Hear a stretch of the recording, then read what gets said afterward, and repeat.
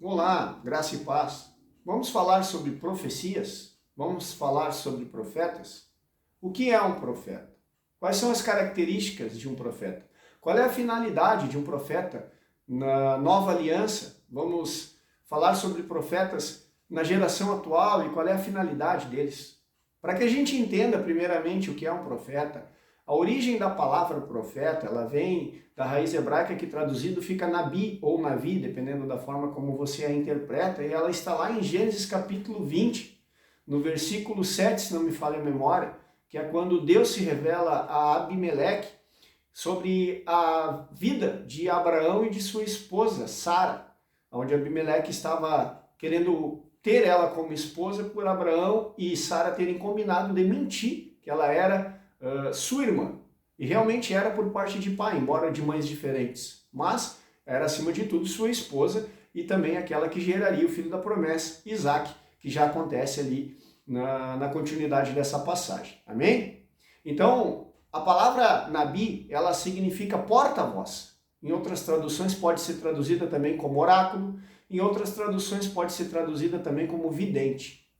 Então, não havendo profecia, o povo se corrompe. Em outras traduções, não havendo visão, o povo se corrompe. Então, o que seria o profeta nas igrejas atuais, no Novo Testamento hoje?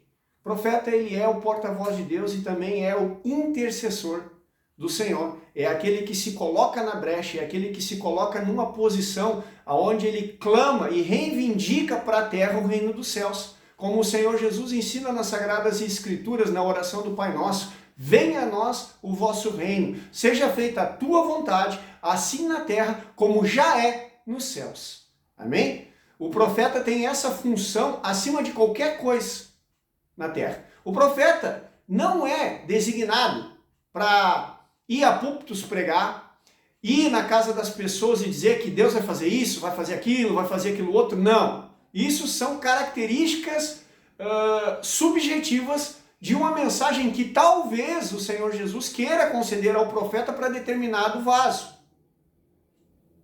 É o caso da viúva de Sarepta, quando Elias vai na casa dela e ela estava para morrer, e Deus comissiona Elias na sua jornada até o Monte Horebe, e Elias encontra essa viúva, e ali ele concede a ela a bonança e a prosperidade e a graça divina, onde o azeite não se acaba e a farinha também não, onde ela consegue ainda viver durante o período de seca que o próprio Senhor determinou que Elias fechasse os céus e não chovesse na terra, para que Deus executasse seu juízo sobre os profetas de Baal, Jezabel e Acabe. Amém? Então veja o poder que um profeta que realmente está em consagração a Deus tem sobre a terra. A palavra diz na Escritura, se não me engano, no livro de Tiago, que muito pode, por sua eficácia, a súplica de um justo. Nós já entendemos que o profeta, ele é o intercessor, ele é por natureza, sua principal função como profeta é intercessão. É ele quem clama para que a terra ela possa estar sobre a sujeição da autoridade divina de Deus. Não que Deus não tenha governo sobre a terra, mas aprove a Deus criar o homem lá no Jardim do Éden e deu Deus ao homem a autoridade para governar, cultivar e guardar o jardim e, consequentemente, através do crescimento e expansão, da multiplicação, ide e povoai a terra, governar o mundo todo. Esse governo foi roubado das mãos de Adão e Eva por uma serpente. E desde então o mundo jaz no maligno. Quando Jesus diz que sobre esta pedra, falava de si mesmo, não de Pedro, sobre esta pedra, tanto que Pedro confirma nas suas epístolas e todas as demais escrituras confirmam que a verdadeira e única pedra angular é Cristo. Ele é a pedra principal, a pedra que os construtores rejeitaram. Então, sobre o fundamento que é Cristo, eu, no caráter profético, edifico o reino de acordo com a vontade de Deus. Então, Deus nos deu autoridade para pisar em serpentes e escorpiões. Isso está lá em Marcos 16. Mas essa autoridade exclusiva no dom profético se dá através da intercessão. Se vocês lerem ali em Gênesis 20, vocês vão ver que Deus determina que Abimeleque será protegido pela intercessão de Abraão.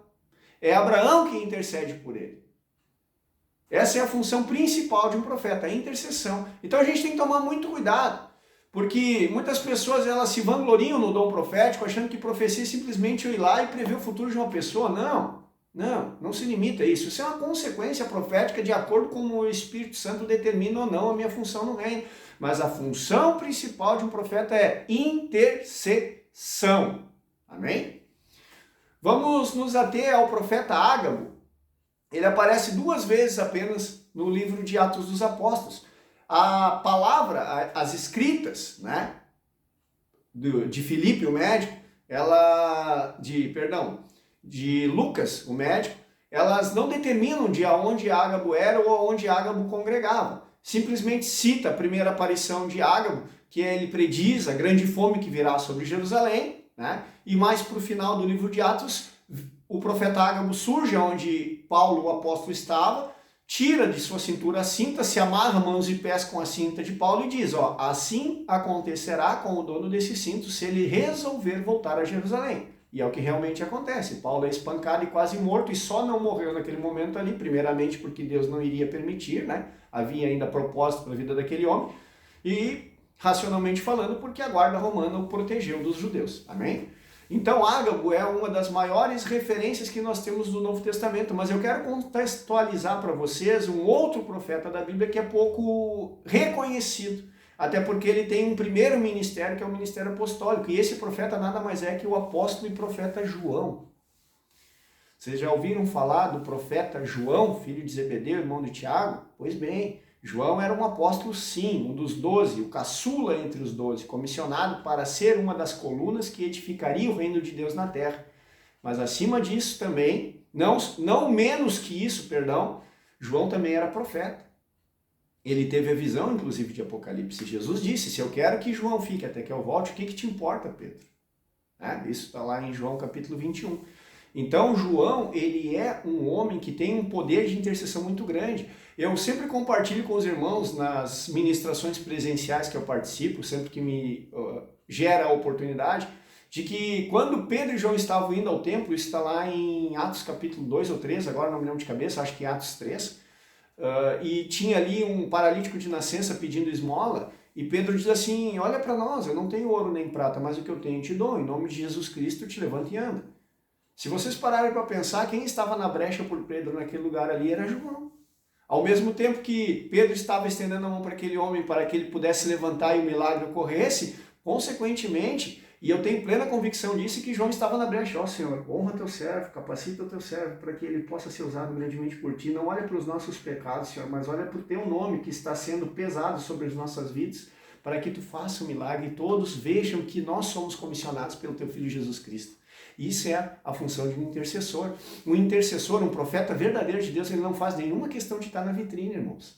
Ele fica nos bastidores, coordenando, através de ser o porta-voz de Deus, de ser aquele que detém sobre a sua alma, sobre o seu coração a visão de reino, e ele vai auxiliando administrativamente pastores, mestres, evangelistas, inclusive apóstolos, em seus ministérios. Para quê? Para que eles se mantenham fiéis à unidade orgânica do corpo de Cristo. Prestem atenção nessa palavra, unidade orgânica do corpo de Cristo. Irmãos, o reino de Deus ele não pode ser dividido. Se você divide o reino de Deus, você está enfraquecendo o reino e, consequentemente, você está dando brechas para que o inimigo entre e fermente essa doutrina, e a igreja, que é um organismo vivo, onde Cristo se manifesta por intermédio da unção do Espírito Santo, ela acabe se esfriando e se torna uma organização religiosa com hierarquias e patentes. Jesus deixou bem claro que no mundo, reis e governantes dominam sobre vós e governam e mandam em vocês. Mas no reino de meu Pai não é assim. É ao contrário. Aquele que quiser ser grande, seja esse o primeiro que sirva a todos. Ou seja, Jesus ele inverteu o topo da pirâmide e colocou aqueles que se colocam numa posição ministerial, como apóstolos, profetas, pastores, mestres, evangelistas, aqueles que têm cargo de liderança no reino, eles não mandam na igreja, eles servem a igreja. É evidente que nós temos um padrão de ordem para seguir, e existem sim regras que são determinadas, algumas regras são humanas, outras regras são padrões e princípios bíblicos, tá? Ok, tudo certo, mas o que significa isso? Significa que quando você é comissionado para uma posição de autoridade, você não foi chamado para mandar ou governar sobre o rebanho, você foi ordenado ministerialmente para servir o rebanho conforme a necessidade dele. Eu sempre brinco que a gente não prega a cruz para quem é novo convertido, assim como a gente não fica pregando mamazinho e leitinho para quem já é ovelha velha e gorda, que já está vivendo as bênçãos de Deus e já está tocando o sobrenatural. Né? Então, o discernimento de saber a mensagem certa que deve ser entregue, claro que primeiramente obedecendo a voz do Espírito Santo. Se você ainda tem dúvidas se é o Espírito Santo que fala com você ou se é a sua imaginação, eu recomendo uma postura de consagração, jejum e oração integral, né? Por 7 dias, por 15, por 30, não importa quanto tempo, mas você precisa primeiro saber discernir quando é o bom pastor falando dentro da tua cabeça e quando é apenas a sua alma racionalmente pensando e imaginando coisas. Como o próprio Senhor diz através dos profetas do Antigo Testamento, né? Esses profetas que profetizam do próprio coração, sendo que eu não designei, não ordenei eles, eu não os enviei, se a profecia se cumprir, amém. Agora, se não se cumprir, fique evidente a todos que esse profeta não é do Senhor. Os irmãos estão entendendo isso? É evidente que no nosso caminho em Cristo vai acontecer de nós darmos algumas profetadas, mas o que motiva o meu coração a abrir meus lábios em profecia, o Senhor, é o quê? É a edificação do corpo, é ver meu irmão crescer em vida, ou é eu simplesmente ir lá e dar um carteiraço, ó, eu sou profeta do Altíssimo e eu vim aqui agora e vocês têm que me respeitar. Os irmãos estão entendendo? Quem tem essa visão equivocada de achar que só porque é profeta é mais especial que os outros, eu já tenho uma notícia para te dar. Satanás está engodando teu coração e você vai para o choro e ranger de dentes. Trevas exteriores. É? Ah, mas eu profetizei em teu nome. Não vos conheço. Por que Balaão, que era um homem que via o anjo, que ouvia a voz do Altíssimo, que nunca deu uma profetada, das 4 profecias que ele fez contra Israel, contra o povo hebreu, todas as profecias se cumpriram. Mas por que ele é considerado o maior exemplo de falso profeta da Bíblia? Porque o coração dele não era reto diante do Senhor. Ele contemplava as bênçãos que Balaque tinha para oferecer para ele, os bens, os dons, as riquezas, a glória do mundo. Essa mesma tentação Satanás usou no capítulo 4 de Mateus contra Jesus. Se você se prostrar e me adorar apenas uma vez, eu te darei toda a glória do mundo e toda a riqueza do mundo. Vejam só como é sutil.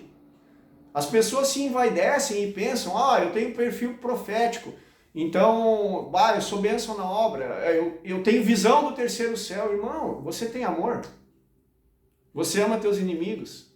Você abençoa quem te persegue? Você é manso? Você é humilde? Você sabe se calar na hora que tem que se calar? Ou você acha que é só por você que o Espírito Santo se revela? É aí que está a diferença daquele que é maduro na fé para aquele que é um infantil. Se você tem dom profético, a primeira coisa que você tem que fazer é saber que toda madrugada Deus vai te chamar para interceder pelo corpo. E não é você orar uma oração legalista e religiosa embasada naquilo que você vê com seus olhos naturais. Não, é o próprio Espírito Santo revelando teu coração. Eu quero que tu interceda por isso, por isso, por isso e por isso. Lembra que eu falei que nós tínhamos autoridade no Éden e que a serpente nos roubou? Pois bem, Cristo tomou de volta essa autoridade da serpente na cruz do Calvário, ressuscitou o terceiro dia e entregou essa autoridade para a sua igreja. Jesus disse, tudo aquilo que ligardes na terra terá sido ligado nos céus. Tudo aquilo que desligardes na terra terá sido desligado nos céus. Então, se você tem dom profético, primeira coisa que você tem que fazer, você não é preocupado com fama e fortuna. A maior prova disso está no profeta Eliseu, que quando Naamã foi diante dele, com muito ouro, com muitas riquezas, Eliseu não quis nada. Eliseu sequer se levantou da sua cadeira para ir até o grande soldado, o grande general Naamã, o homem poderosíssimo que venceu várias batalhas. Eliseu não se impressionou com o título dele. Eliseu disse para o seu moço, vai e avisa o cara lá, que aqui em Israel tem profeta, tá? Então avisa ele para se banhar 7 vezes no Jordão que ele vai ser curado. Deu, não ficou puxando o saco, não ficou idolatrando, não ficou contemplando recompensa como o Balaão ficou. Não. E aquele homem ensinou, mas ele obedeceu, se lavou 7 vezes, foi curado. E ele voltou em direção a Eliseu e quis, de alguma forma, recompensar a graça que ele recebeu do Altíssimo. E o que Eliseu falou? Eu não quero 1 centavo teu. Nem 1 centavo. Mas eu posso pegar um pouquinho de terra e levar lá para o meu reino, lá, porque lá, nas minhas terras, lá a gente adora outro Deus e tal, mas eu quero levar um pouquinho da terra aqui de Israel para adorar o Senhor dos Exércitos. Faça-se conforme o teu coração. E aí o moço de Eliseu é muito tremendo que ele vai atrás porque aquele homem ficou muito ganancioso. Ele, mas pelo menos uma estolinha sacerdotal já ia ser minha aposentadoria garantida. E vai atrás do cara e mente que Eliseu pediu algumas coisas. E o cara dá os presentes, Naamã dá para ele os presentes. E quando ele volta, Eliseu pergunta, onde é que tu andava? Eu estava ali. Não, eu fui em espírito contigo e eu não vi porventura tu pegando lá as preciosidades e riquezas daquele homem lá, daquele gentil. Pois bem, já que tu quer o dinheiro dele, aproveita e fica com a lepra também. Olha que forte, olha que tremendo. Quando você está querendo muita glória, quando você está querendo muita honra no mundo, eu tenho uma notícia para te dar. Você não está sendo Eliseu, você está sendo Balaão. E você precisa se libertar desse fermento no seu coração. Um profeta não é apegado ao materialismo. Um profeta, ele pode ser um profeta internacional, nacional, estadual ou local. O que significa isso, irmão França? Profetas locais são aqueles que orientam o pastor, o episcopado, ali, o presbitério, o diaconato, através da visão do Senhor. Assim me diz o Senhor, eu quero tal coisa para tal dia. Assim me diz o Senhor. A igreja está indo por um caminho onde ela está entrando numa mornidão espiritual. Nós precisamos revivar a igreja. Nós precisamos de um clamor. Alguns recebem a palavra da semana, que é como a congregação da qual eu faço parte participa. Toda semana tem uma palavra para os irmãos meditar e a gente andar naquela unidade ali. Claro que nada é regra, nada é imposto, tudo é livre-arbítrio. Jesus disse, se quiserdes. O Senhor também disse, se quiserdes e me ouvirdes, comereis o melhor dessa terra. Deus diz nas Sagradas Escrituras, eu nunca ordenei vocês a fazerem nem sacrifícios, nem holocaustos. A única coisa que eu mandei vocês é obedeçam os meus mandamentos. Uma pessoa que tem cargo profético, ela é uma pessoa que ela não se apega a carne e sangue, ela não se apega a títulos, ela não se apega a hierarquias, ela não se apega a padrões hierárquicos humanos, a homens poderosos segundo o mundo, não. Uma pessoa que tem visão profética, ela não vive disso. Uma pessoa que, como João era, se vocês pegarem Atos do capítulo 1 até o final do livro de Atos, vocês não vão ver o apóstolo João dizer uma única palavra. Ele não fala absolutamente nada no livro de Atos dos Apóstolos. Nada. Ele só anda acompanhando Pedro, Tiago, acompanhando ali os irmãos. E aí sim, ele tem o Evangelho de João, que para mim é um dos evangelhos mais esclarecedores sobre a vida humana de Jesus. Né? Não é só sua obra ministerial, não é um evangelho sinótico, se não me engano é a palavra que usam, né? Marcos, Lucas e Mateus.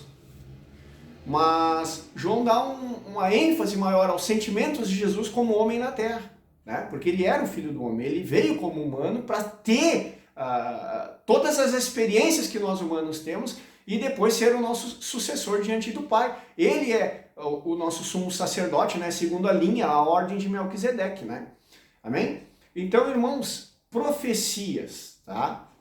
Nós temos aí profecias ministeriais, temos profecias motivacionais, profecias manifestacionais. O que é uma profecia manifestacional, irmão Francis? Profecia manifestacional é quando o Espírito Santo vem para mim e diz assim, irmão Francis, vai e fala com determinada pessoa e diz para ela exatamente isso. E aí eu vou e digo, olha, o Senhor manda te dizer isso, isso e isso. Alguns, assim diz o Senhor. Outros entram na linguagem de línguas, Baruch Haba, Bashem Adonai, Yeshua Hariera, Sherhu Mitzvet, Yehuda, Andariandera Súbia. Assim diz o Senhor. Irmãos, eu particularmente não faço esses rodeios, tá? Eu particularmente. Isso é muito cultural e é muito de cada pessoa, entendeu? O meu falar em língua dos anjos, ou o meu falar em hebraico, é eu e o Espírito em secreto. Ninguém precisa saber se eu falo ou não falo, tá? Eu não faço questão de expor isso na congregação. Por quê? Porque isso não traz honra e glória para Jesus. Isso traz honra e glória para o meu chamado ministerial. E quem tem que me honrar e me glorificar é o Senhor, não o homem. As pessoas elas têm que reconhecer que Deus fala através de mim, mas não através da imposição ou através de um pavão que vai e abre as asas atrás e todo mundo... Estão entendendo? Nada contra quem faça, cada um tem seu chamado e cada um seja firme na sua fé. A fé que tens, tu tens para ti mesmo, Cristo Jesus. Tá? Bem-aventurado aquele que não se condena naquilo que aprova. A pergunta que eu sempre faço é, o que te motiva a orar em línguas na frente da congregação é amor ao Senhor ou você só quer ser reconhecido? Essa pergunta eu deixo para cada um de vocês pensar em seu coração. Né? Porque a palavra é clara quando diz que quando eu quero me exaltar, eu sou abatido, mas quando eu me humilho, o Senhor me exalta. Então, quando você tem revelação disso, aí você não se preocupa em agradar a homens, nem de ser chamado de profeta por homens, porque quem vai testificar sobre o teu ministério, e quem vai te colocar na posição que você deve estar no corpo de Cristo é o Senhor. Não é você pela sua força nem pela sua violência, né? Mas é o Espírito Santo. Então isso é uma profecia manifestacional, é quando Deus vem, se revela a ti e você se revela a pessoa exatamente entregando a mensagem do Senhor. A motivacional é quando você pega a palavra de Deus e você abre a Bíblia e você entra, ó, capítulo tal, versículo tal, agora pega capítulo tal, versículo tal, da epístola tal, e você vai coincidindo versículos com versículos e você entrega uma mensagem objetiva para alguém. Isso é muito tremendo. Eu acho, para mim, uma das profecias mais maravilhosas que tem, porque não há manipulação e não há influência da alma. É versículo sobre versículo, capítulo sobre capítulo, e a própria Bíblia se justifica em si mesma. É tremendo isso, né? Por exemplo, a pessoa, eu estou muito ansioso, estou muito angustiado, eu não sei o que Deus quer para mim. O Senhor manda te entregar Mateus 6,33. Mas o que diz lá? Buscar em primeiro lugar o reino e a justiça, e todas as demais coisas serão acrescentadas. O Senhor mandou te entregar também Mateus 11,28. Mas o que diz lá? Vinde a mim os que estáis cansados, sobrecarregados, eu vos aliviarei. Ou seja, isso é uma profecia motivacional. E a profecia ministerial, digamos assim, quando é um profeta ordenado e ungido, que tem um encargo ministerial sobre o reino, ele tem a função de orientar o apóstolo, o pastor, o mestre, os evangelistas. Ele vai mantendo essas pessoas alinhadas com Cristo. Jesus, quando enviou os apóstolos, né, para pregar o evangelho do reino, Jesus enviou de 2 a 2. Por que de 2 a 2? Porque o cordão de 3 dobras não se rompe com facilidade. O que significa isso? Onde 2 ou mais estiverem ali reunidos em meu nome, eu estarei com eles. Quando você anda solitário na obra, quando você deixa de viver a teocracia de Deus e você entra numa monarquia onde você se torna rei, só você é o pastor presidente da obra e só você dá pitaco e você não aceita conselhos do presbitério, eu tenho notícia para te dar. Satanás entrou no teu coração e a obra deixou de ser uma obra de Deus e se tornou uma obra de Jezabel, onde Jezabel se infiltra como rainha, mas na verdade é ela que governa no lugar do rei. Tem mistério aí, meditem nisso, amém?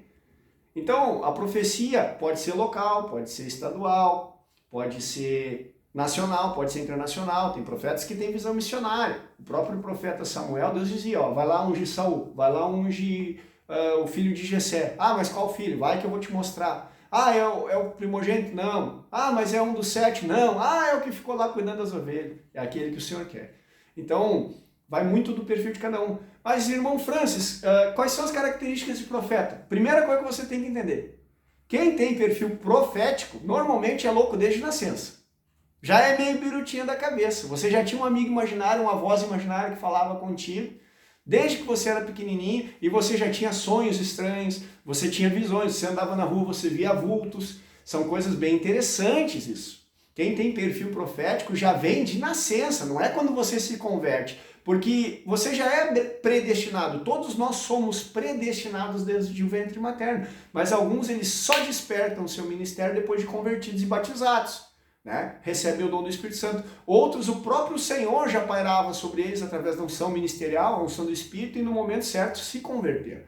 A prova disso é o próprio apóstolo Paulo, que já era predestinado desde o ventre materno, ele mesmo confessa isso nas suas epístolas, e quando ele cai por terra, né, ainda a caminho de Damasco, ali ele recebe finalmente a revelação de que tudo que ele viveu era uma liturgia religiosa, mas que agora ele iria verdadeiramente servir a Yahweh, servir ao Todo-Poderoso Senhor Jeová, né, por intermédio do cabeça da igreja, que é Jesus Cristo, Filho do Deus vivo, né, e o próprio Deus em carne, né? Vocês estão entendendo até aqui? Estão gostando da mensagem? Pois bem, meus irmãos, eu citei muito o apóstolo João porque João ele teve a visão da vinda do Senhor. Mas como que ele teve essa visão? Porque ele se encontrou em espírito. Se vocês lerem desde o capítulo 1 de Apocalipse em diante, vocês vão ver que João ele sempre diz assim, eu me encontrei em espírito e tive visão e revelação das coisas que haveriam de vir. Isso é muito tremendo. Um outro profeta que foi muito usado por Deus foi o profeta Daniel, o jovem Daniel, né? Porque o Beltesazar, se não me falha a memória, esse era o nome babilônico dele, né? Daniel, ele foi muito usado por Deus e ele intercedeu, né? Clamando ao Senhor para a restauração do templo de Jerusalém, que foi acontecer só através de Zorobabel, depois Esdras e por fim Neemias, que foi, né, entre aspas, o copeiro, mas também tinha um dom profético, Neemias, e ele reestruturou os muros, ele tapou as brechas. E foi uma batalha muito grande, porque havia ali confusão através de Sanbalat e Tobias, né, que eram inimigos, digamos assim, do povo. Eles não queriam que o templo fosse restaurado para que o povo judeu, o povo israelita, né, voltasse a ter poder sobre a terra. E a gente sabe que durou ali algum tempo e depois, infelizmente, né, Roma veio e governou, né, sobre eles. Até aqui tudo certo? Irmãos, profeta. Primeira coisa que nós temos que entender. Quem tem dom profético são pessoas que não são apegadas ao ego. São pessoas que não são engodadas na vaidade humana e que não se preocupam em estar sendo reconhecidas. Não, o profeta é aquele que trabalha na intercessão, na brecha, quando está com a porta do quarto fechada em secreto, intercedendo ao Pai. É evidente que vai ter momentos que você vai ter que ser ousado no Senhor, sim, mas quem manda você ser ousado ou não é o Espírito Santo. Você tem que ter sensibilidade e desapego natural para saber a hora que você tem que ser rígido e na hora que você tem que ser brando e tem a hora que você tem que se calar. Todo homem seja pronto para ouvir, tardio para falar, tardio para se irar. Né? Então a característica do profeta é essa, você não teme a homens. Né? Outra característica fundamental de um profeta é alguém que já tem revelação do sobrenatural há muito tempo, você já tem experiências desde a tua infância com coisas que são estranhas aos olhos naturais e que você nem tem coragem de falar para qualquer pessoa porque você sabe que vai ser taxado de louco ou biruta. O profeta é assim, tem visões de coisas estranhas, tem revelações de coisas vindouras, sim, vidência é isso, né? Nós não somos clarividentes. Nós não somos pessoas que vão acertar os 6 números da Mega Sena ali, os 5 números da Mega Sena, nem sei quantos números são. Não, não é isso. Mas Deus revela para nós coisas que vão acontecer no futuro, porque o Senhor espera que nós venhamos a dobrar o nosso joelho em intercessão e oração. Para quê? Para reivindicar a autoridade do reino dos céus na terra. Essa é a função do profeta, ele é um porta-voz de Deus. Né? E para concluir e finalizar, nós temos que entender que um profeta ele tem que estar ali nas brechas, auxiliando a igreja a andar em unidade. A função do profeta é manter a igreja unida. Por quê? Porque um muro que tem rasuras, que tem brechas, é um muro que está aberto para os inimigos entrar e tomar conta da vinha. E aí as raposas vêm, as raposinhas vêm e devoram o rebanho. A função do profeta, vamos dizer assim, num padrão bem grotesco de se dizer, ele é como se fosse a corregedoria do Senhor. Ele é aquele que está ali cuidando dos outros ministérios, para manter os ministérios alinhados com o Senhor, para que esses ministérios não se corrompam e não caiam no fermento de Jezabel, nem na doutrina de Balaão, e principalmente não entrem num padrão hierárquico de nicolaítas. Os irmãos estão entendendo? Essa é a função profética. Um profeta, ele está perto do apóstolo, ele está perto do pastor, ele está perto do mestre, do evangelista, ele é aquele que está sempre próximo dos irmãos, e ele não está preocupado em ser chamado ao púlpito para pregar. A função do profeta não é pregar, essa é a função do pastor, essa é a função de ensino do mestre, essa é a função de pregar as boas novas do reino do evangelista. Agora, quando Deus manda o profeta falar, ele vai e fala, assim diz o Senhor. E isso o Senhor quer da sua igreja, isso o Senhor não quer da sua igreja. O Senhor determina que a igreja ande num princípio de ordem, e esse princípio de ordem se dá pelos ministérios. Se você não tem reverência, se você não tem temor ao Espírito Santo, e se você não tem sensibilidade de reconhecer os dons dos teus irmãos que estão ao teu lado, seja aquele que entrou ontem na igreja, seja aquele que está há 50 anos, você é insensível. E se você é um insensível, você não contempla o sobrenatural, você não enxerga com os olhos da fé, e você só enxerga com seus olhos carnais. E aí entra a palavra que Jesus diz, pode porventura um cego guiar a outro? Não cairão ambos no barranco? Então, irmãos, para quem quer, e para quem já tem, porque você sabe, no fundo do teu coração, você sabe se você tem ou não esse ministério, não precisa nem entrar em detalhes. O profeta, ele é autoesclarecido, por assim dizer, a não ser que se corrompa, né? Como eu falei, na vaidade, no desejo por mamoná, por desejo de glória humana. Aí, infelizmente, irmãos, a consciência cauterizada, já não resta mais sacrifício pelos pecados. Aí é aguardar juízo ou clamar e interceder, pagar muito preço de intercessão para que o Senhor, né, converta corações, né? Mente cauterizada, consciência cauterizada é muito complicado. É muito complicado mesmo. Tanto que Jesus diz, não dei o que é santo aos cães e nem lancei ante os porcos as vossas pérolas. Quando alguém acha que é, sendo que não é, caso a luz que haja em ti sejam trevas, quão grandes trevas serão.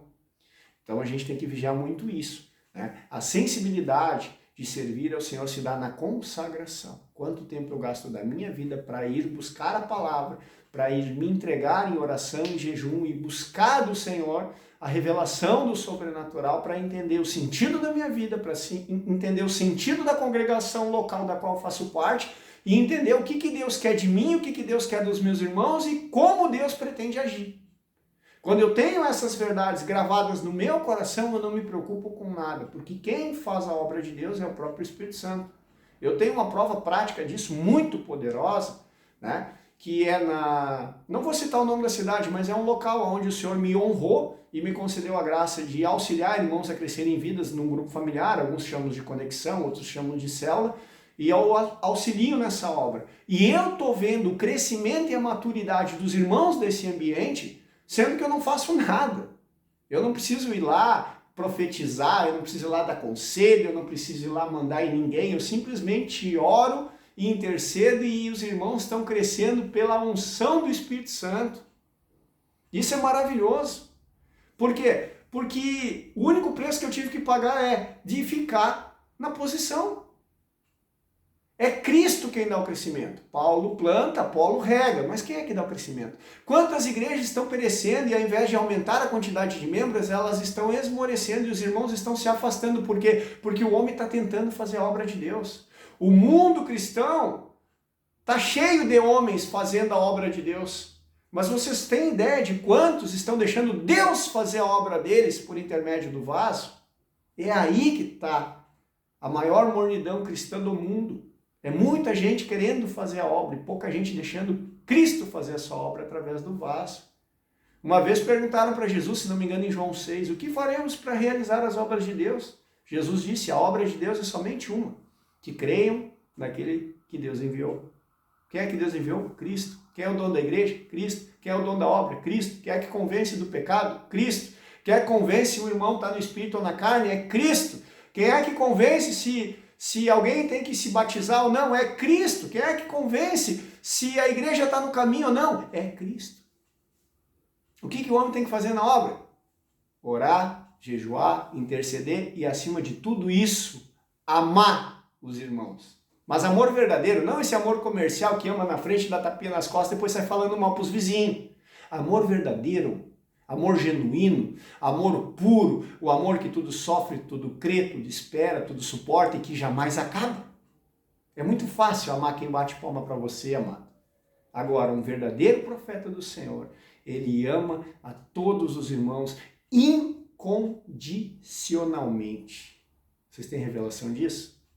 Essa mensagem que eu quero deixar para vocês, acabei me estendendo um pouco mais que o normal no vídeo, peço perdão aos irmãos, espero que tenham assistido até aqui, que tenham recebido a revelação. Se não gostaram ou se gostaram, eu peço, comentem nos comentários para que a gente possa receber um feedback saudável e que a gente possa aprimorar mais. Eu, como sempre digo, eu não sou o dono da verdade, nada aqui é orquestrado, não tem nada pronto aqui em volta aqui para mim falar um texto pronto. Eu simplesmente abro meu coração e deixo Jesus Cristo me usar e espero que essas palavras possam edificar vocês e fazer vocês dependerem do Senhor e não de mim ou de homens ou de líderes nenhum. É claro que nós precisamos sim sermos amamentados até que tenhamos maturidade de ouvir a voz do Espírito no nosso íntimo, na nossa consciência, na nossa intuição, no nosso coração. Mas até que venhamos a chegar lá, nós precisamos sim dos irmãos e de suas funções ministeriais para que eles possam nos servir e nos amadurecer na fé. Mas a maturidade se dá pelo quanto de frutos do Espírito eu já tenho em meu coração e na minha conduta diária, no mercado, no trabalho, em casa, principalmente em casa. Se eu sou manso e humilde no meu lar, eu serei manso e humilde em qualquer lugar. Amém? Que Deus abençoe a todos e uma ótima semana.